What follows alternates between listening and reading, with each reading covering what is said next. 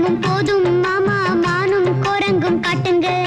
பறவை பார்த்தது போதும் மாமா, ஆனைய கொஞ்சம் காட்டுங்க.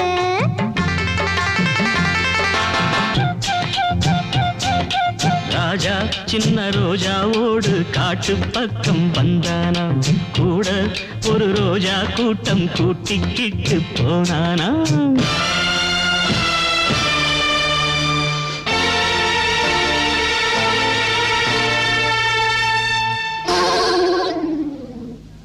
முள்ளு தச்ச யானைக்கு தான் வைத்தியம் பார்க்கணும், அந்த மூலிகையை கொண்டு வா